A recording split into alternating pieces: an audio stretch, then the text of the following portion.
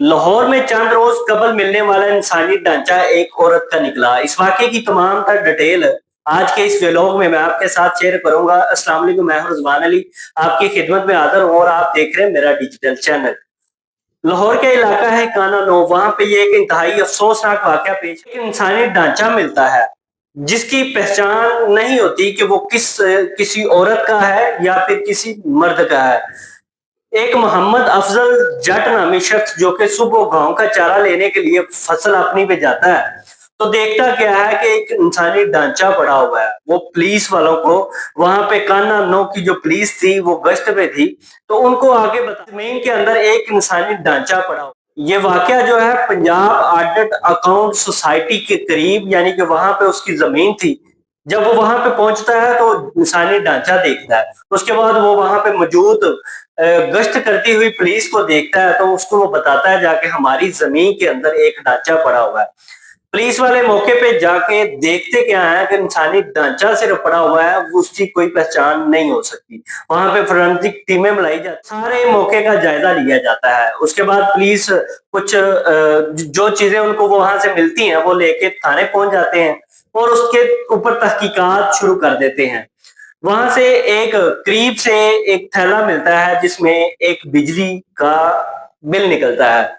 अब बिजली के बिल से क्लू मिलता है कि ये औरत कौन थी और इसका वारिस कौन था और इसको कत्ल किसने किया। ये जो गुत्थी पुलिस वालों ने सुलझाई वो उस बिल की वजह से।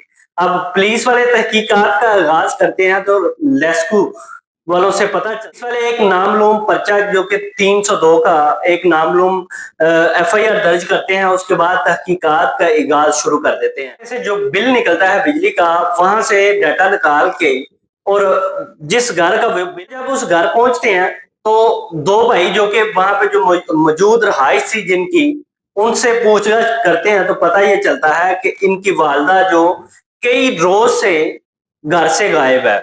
उसके बाद पुलिस वाले तहकीकात करते हैं, पता ये चलता है कि इसकी जो वालदा है और उसकी उम्र जो है वो 50 से 55 साल है और उसका जो नाम है मार्गरेट है।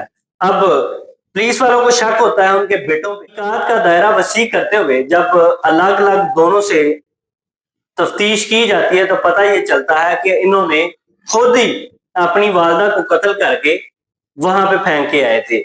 अब कत्ल करने की वजूहात क्या बनती है?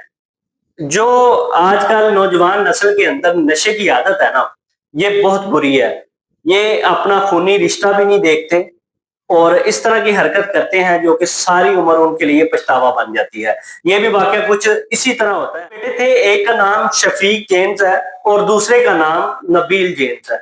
अब ये दो बेटे अपनी वालदा से पैसे मांगते थे नशा करने के। दोनों भाई आइस का नशा करते थे।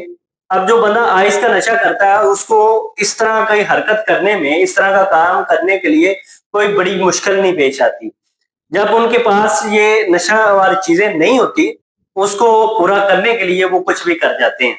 अब ये भी वाकया कुछ इस तरह से होता है, उन्होंने अपना खूनी रिश्ता अपनी वालदा ही कत्ल कर दी। सारी बातें वो पुलिस वालों को बताते हैं